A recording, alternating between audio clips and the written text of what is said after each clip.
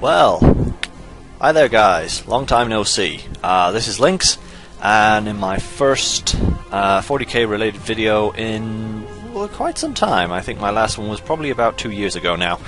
But yeah, I've got a reason to do one again. A good reason. Because as of this Saturday, the 2nd of April, coming up in a few days, is the release of the new Grey Knights Codex and models. And it's about freaking time, that's what I'll say. But yeah, after the Dark Eldar got updated recently, I was kind of expecting it.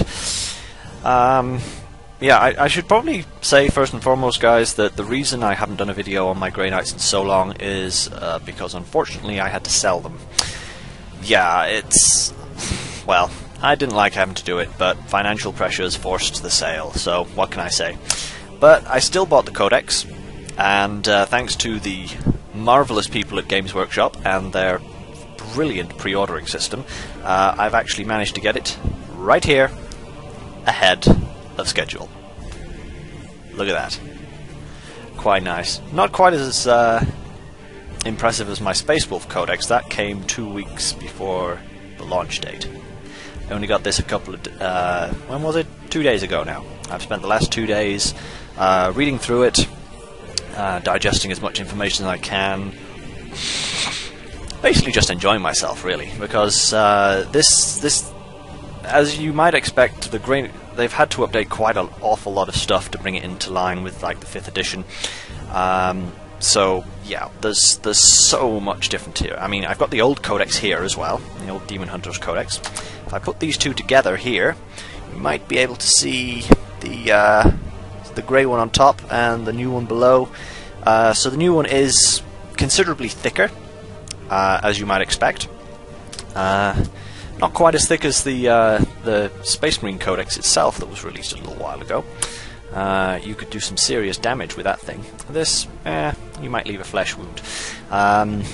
But yeah, pretty good. Very nice cover art, as you can see there. Lovely. Nice shot, as we've come to expect. Yeah, so what I'm going to do is I'm going to take you through the Codex. I'm going to highlight a few things that I find nice, a few things that have been changed, good bits, bad bits, all that kind of stuff, you know. And yeah, and give you, well, basically my opening thoughts on the whole shenanigans. Now then, we'll skip through all of this story stuff at the beginning here because, well, it's good for a read. There's a good... as you can see there, that's all like the story and background, so they've expanded on it, which is quite nice, and added a new lot of stuff to it. I haven't had the time to read it through, but going by the standards of Games Workshop, it should be a good read. But yeah, we'll get straight to the meat of things, what you guys want to know, the good bits, and some of the bad bits, and the changes, and all that kind of stuff. So, as always, we've got the Army Rule page before anything else in these codexes now. One thing that you'll notice straight away from these Army Rules is that the Grey Knight no longer have True Grit. Yeah, I know, it's a pain, it's a pain. It means your regular Grey Knights only have one attack once they finish with their charge. They don't get 2 base. So, slightly less punch, but, as I'll show you later on, might be for a good reason. So we'll leave that one as it is, and go on from here. Fearless has changed to And They Shall Know No Fear, which is a very good addition, I think. It means you can't just slay them with excess models. They've picked up the Combat Squad rule, which is good. They have Preferred Enemy Demons, so that's pretty obvious. They have a new rule called Mastery Level, which basically, if a model has a mastery level, that number indicates how many spells or psychic powers that character or squad can use per turn, which is quite good. It's quite nice nice way of knowing, because as you get more powerful Grey Knights, because all the Grey Knights are now Psychers, every single one of them, and every single squad, even down to the basic Grey Knight units, can use psychic powers now. Every single unit has a different psychic power, depending on what its main function is. So the mastery level allows you to tell how many of those you can send off in a turn, which is great. Yeah, what do we got here? Psychic Pilot. I think this used to be an upgrade in the old Codex, but it gives all vehicles have Leadership 10 and Psychic Hoods. And Mastery level 1? Oh, that's nice. So, yeah, vehicles have Psychic Pilots. That includes Dreadnoughts as well. And the Aegis. The Aegis is back, down here in the bottom. But whereas before it was a reverse Mind War type of thing to nullify psychic power, now if they're targeted by a spell, the Psyker suffers a -1 leadership modifier for casting their power. So it's not quite as potent anymore, I don't think, but it's more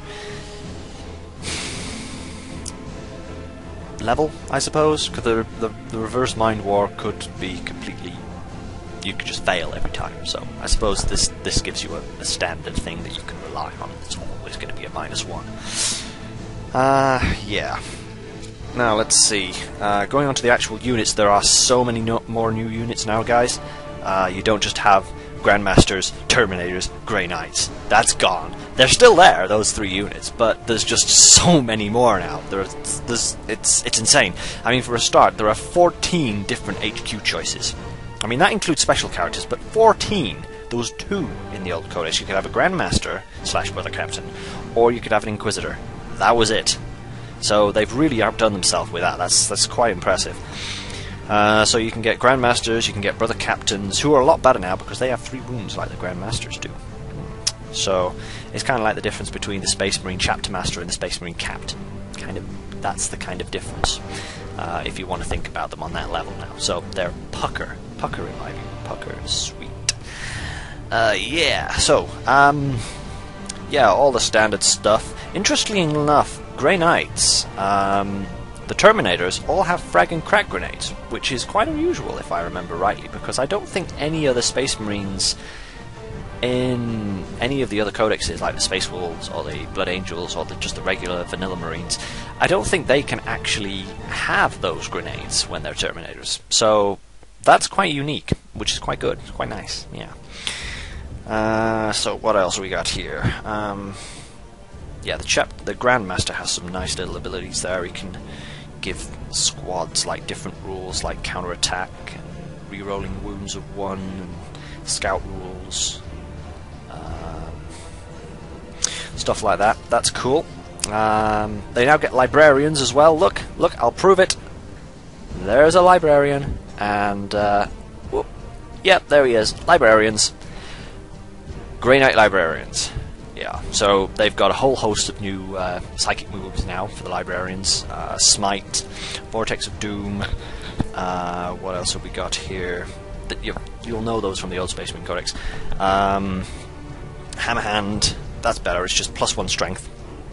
Cast it, he's at +1 strength, and it's the +1 strength is added before any doubling. So if he's got a Power Fist, he's strength 10 because it goes up to strength 5 and then it's doubled. That's how it works. It's pretty impressive, that, I think. Might of the Titans, that's awesome. It's the librarian and everyone in his unit has +1 strength. And rolls an extra d6 for armor penetration. Damn. Didn't notice that bit before. And that's cumulative with Hammerhand. So, as you can see, the strengths are just going up like a train here. Quite impressive.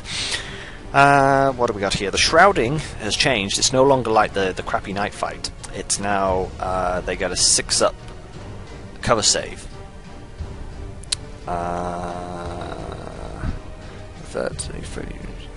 No, they have the stealth rule. That's more like it, yeah. So they have the stealth rule, and if they're not in cover, they have a 6-up cover save, which is pretty nice, actually. That's not a bad power. I misread that last time through. I thought it was only a 6-up cover save, which is pretty crappy, but stealth rules, that's good, that's good. By far the best one, though, is Warp Rift. If you think Jaws of the World Wolf, but instead of being a straight line that goes 24 inches and just the models on the line are hit, this is a template. So it's a flamer template. And anything under the template takes an initiative test or is removed from play. So it's a lot fairer, B, a lot more useful because you can hit a lot more stuff in one squad, and C, it's not quite as broken. Because I know a lot of people hated Jaws of the World Wolf. What else have we got here? Brother Champion. Yeah, I guess you could compare him to the Emperor's Champion. You know, in the Black Templars Codex, he's kind of like that, as one wounded model with special attacks. He doesn't have an attack profile, it's just got a star, you see, and you select a special type of attack for him each round of combat. Terminators, yeah, nothing too special about them, they're pretty much the same. Then we've got the Strike Squads, which are your normal Grey Knights, and the Interceptor Squads, which are basically your fast attack teleport units. Purgation Squads, yeah, they're about the same. Purgation Squads, nothing different there. Paladins, oh, guys, you're gonna love these. Seriously, they're. You remember the old, I mean, like, I think it was 4th edition Chaos Zinch. You know those guys? You remember what they had? They had 2 wounds. Paladins have 2 wounds, and what's more, they're 2 wounded Terminators. Yeah, double wounded Terminators. Seriously messed up stuff, and you can have a squad of 10 of these guys. I mean, they are expensive, but Jesus, I'd pay the points for them. I seriously would, because they are nasty little suckers. Really, really nasty suckers. And they can have apothecaries in the squad. It just makes them worse. It's like you thought, what is it? Orc Knobs were bad? These guys are going to be worse. Seriously worse. I can imagine these guys being used a lot as retinues for independent characters, because they're just seriously badass. What do we got here? We got Purifiers. Now they're kind of an interesting new unit for the Elite's choice, and they're kind of identical, or more or less identical, in their options as Purgation Squads, but they're in the Elite bracket. So I think they cost like more points per model, but the weapons are cheaper. So effectively you could have six heavy weapon squads, which is pretty nice. If you got the points for that, of course, because that's going to be expensive. What else we got here? Tech Marines! Yeah! A Grey Knight Tech Marine. Look at him. He's so badass. Oop, get him there. Woo, look at that. Nope, down a bit. Yeah, there he is. Nice piece of art. I do like this one. Yeah, think a Space Marine, Tech Marine, but he's a Grey Knight Tech Marine. It's basically the same options, same kind of upgrades, same war gear, same everything, but he's a Grey Knight. So he's obviously instantly more awesome. Alright, yeah, Rhinos and Razorbacks. Basically identical to the normal Razorbacks and Rhinos, but they still have like the repair rule for the Rhino, but they've also got a psychic power. Yeah, it's a vehicle that can cast a psychic power called Fortitude, which means it's used before you move, and if you're successful, crew stunned and shaken results on the vehicle are nullified and no longer apply, so you can move straight away. So if you get stunned in the previous turn, you just cast that and you carry on. It's like an instant win. That's brilliant. Oh yeah, another nice new addition here.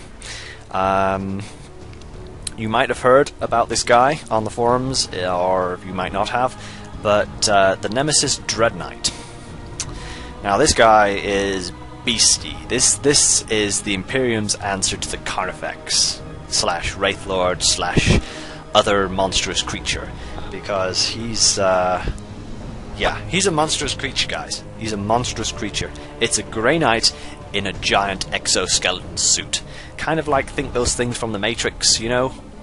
Matrix, which one was it? The last one, anyway.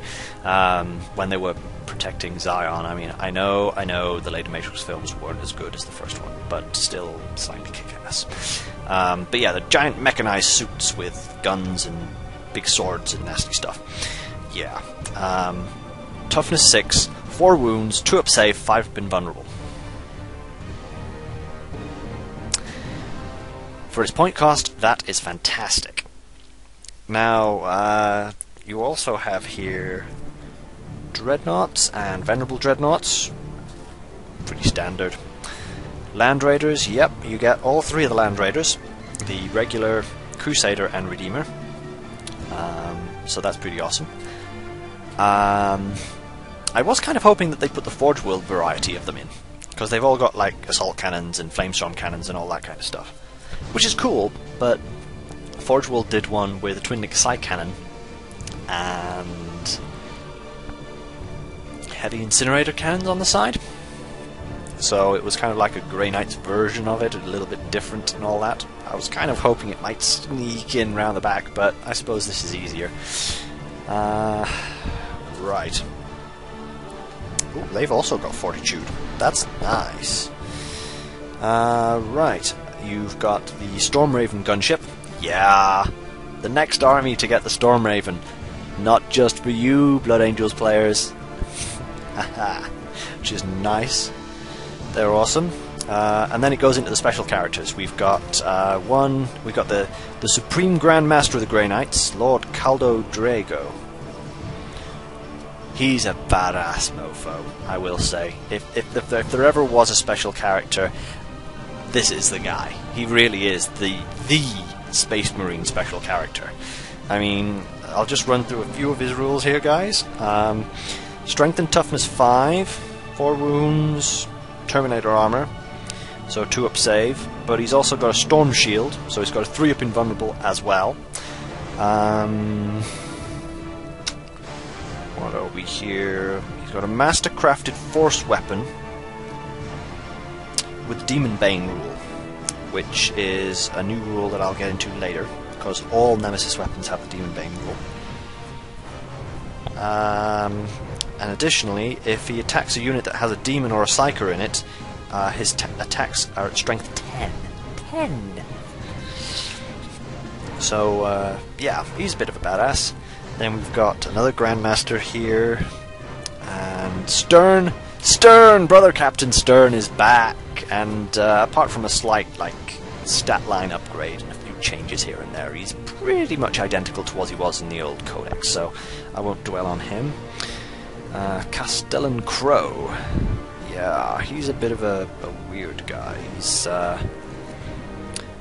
you know those guys that I said were similar to the Black Templar dudes? What were they called again? The Brotherhood Champions.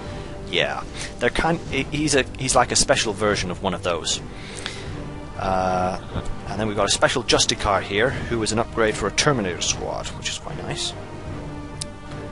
Who gets back up all the time? Yeah, you roll a dice, and on a 4, if he gets killed, you roll a dice, and on a 4+ he gets back up and keeps fighting. And he does that as many times as he's killed. Brilliant. And then you can get Inquisitors. You can get all 3 of the different type. 3 Inquisitors here. You can get Auto Malleus, Auto Heretic, Auto Heretical, I should say, or Auto Xeno. So yeah, each one has like their own special thing. Like I think the Malleus one is kind of more of a heavy-hitting type Terminator armor wearing Inquisitor, and the Xeno one is kind of a more poison round back sneaky thing, and the Heretical one is kind of a witch hunter one. So that's cool. You've got some special Inquisitors here. We've got Cortez from the old Demon Hunters Codex. We've got Karamazov from the Witch Hunters Codex, the guy on the big chair. You might remember him. And we've got a new Auto Xeno special character here called Valeria, Inquisitor Valeria. So she's quite interesting because she's got loads of weird special rules because she carries along loads of ancient technology with her. Yeah. So then we have 4 pages here, guys, for Inquisitorial Henchmen. Now that's a bit of an upgrade from the old one, remember? We didn't have that many before, but now I'll just run through some of the ones that you can get for your Inquisitorial Henchmen. You've got Arcoflagellants. Not quite as good as they were when they were just a unit in the Witch Hunters Codex, but pretty good all the same. Banishers, pretty much priests, run around with eviscerators, pretty cool. Crusaders, They have storm shields. Damn, that's good. Demon hosts, yeah, they're now an inquisitorial henchman, but they're not as cool as they were when they were just a single unit. But they've still got like random powers and all that. Death Cult assassins, they're now an inquisitor henchman. You can get servitors, mystics, psychers, which kind of act like the psychic battle squad in the Imperial Guard. You know those guys, and their psychic power depends on how many there are in the squad. You can get warriors, which are the dudes with the melter guns and all that kind of stuff, and a joke arrow weaponsmith who is broken. Sorry to say, this guy is seriously nasty. Yeah, he randomly augments all the other henchmen in the squad, so they can get like increased weapon range, increased armor save.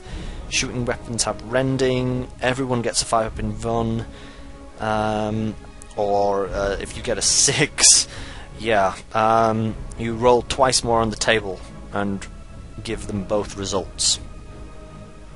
Nice. And he has a digital weapon that you can fire as a las cannon, a multi-melter, or a heavy flamer. A digital weapon. That's like those little eyepiece things. It isn't worth thinking about sometimes. But, yeah, so that's the henchman. And then you've got the good old assassins. Apart from having their stat line tweaked a bit, they're now weapon and ballistic skill 8, initiative 7. 7! And a few other minor stat changes here and there. They're pretty much the same as what they were in the old Codex. Most of them have the same kind of rules, same kind of weapons. Yeah. Although one thing that you will be liking, guys, is the Vindicare Assassin. His special ammunition, right? That's all he can fire now. His weapon doesn't have an actual profile. You always select a special ammunition type. So he's still got Hellfire, still got Shield Breaker, and still got Turbo Penetrator. And you choose which one of those you want to fire, and there's no limit to how many you can fire. So you can spend the entire game firing Hellfire rounds. Or you can use a Shield Breaker, and it immediately gets rid of any invulnerable save that is granted by items or war gear for the rest of the battle. Right? And then you just stick Turbo Penetrators, which are double wounds into them. And the weapon is AP1. AP1! So, yeah, some nasty stuff going down there, you know? But that's like all of the actual units that there are. Sorry guys, my nose is just... it's not stopped itching since I started this video. It's really, really getting on my nerves now.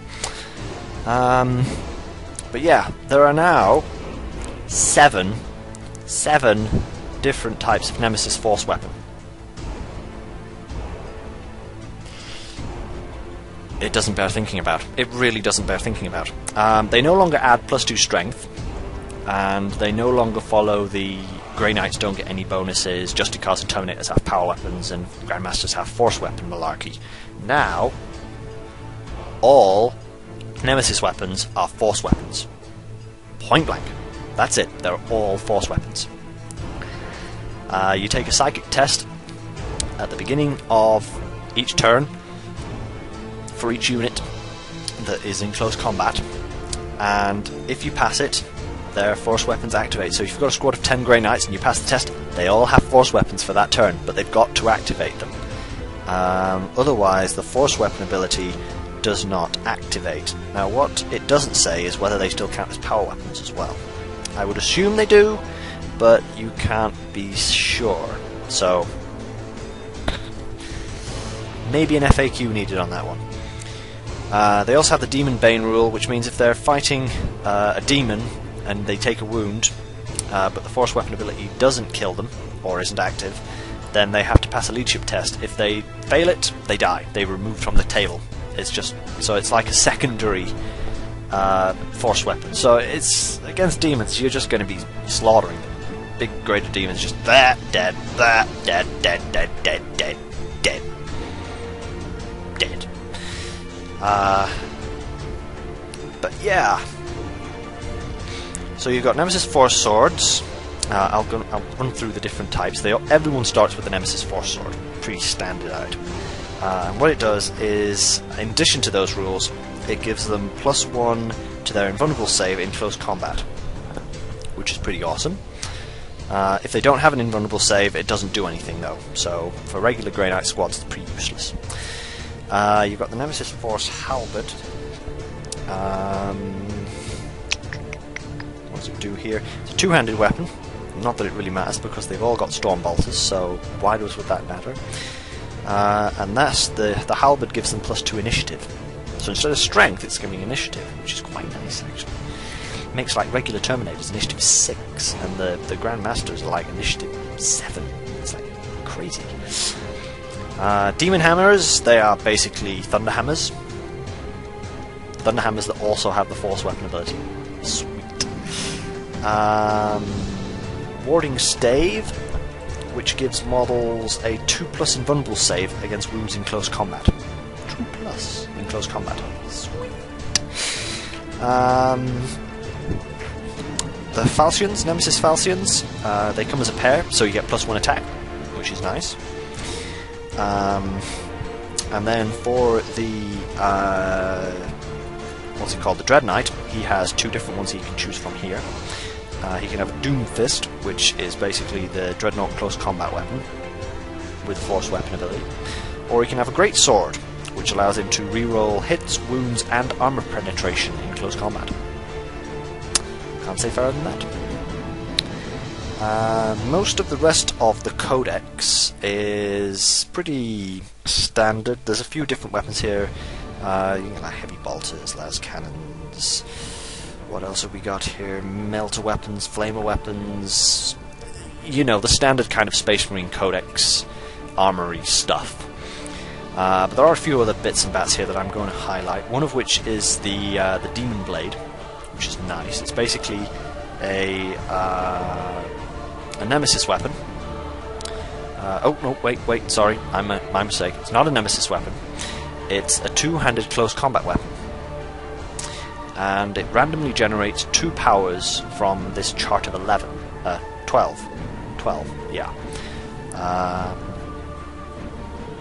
And if you get the same result twice, you can choose yourself which the second power actually is. So that's quite a nice little thing.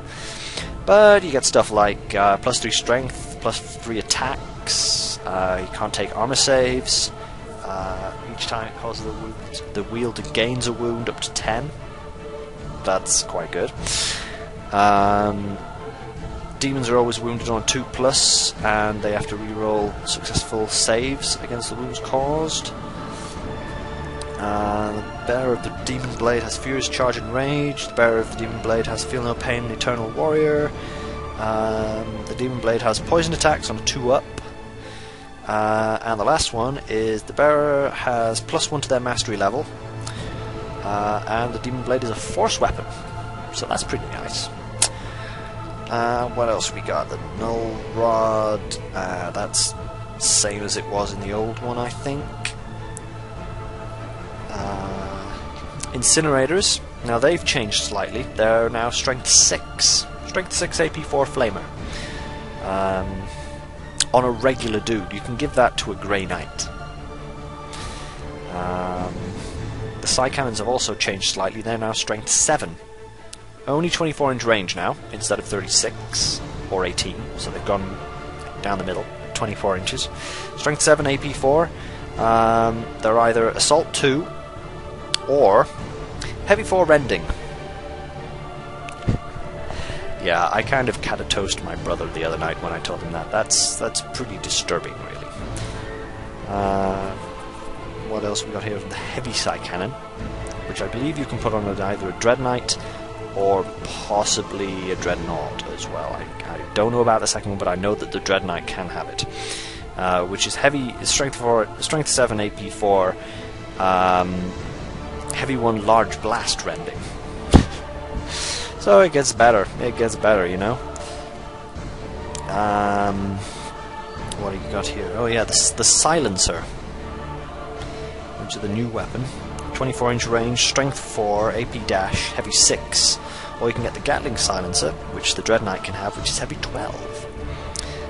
And they always wound demons on a 4-up, unless the score required to wound would normally be less, so that's good.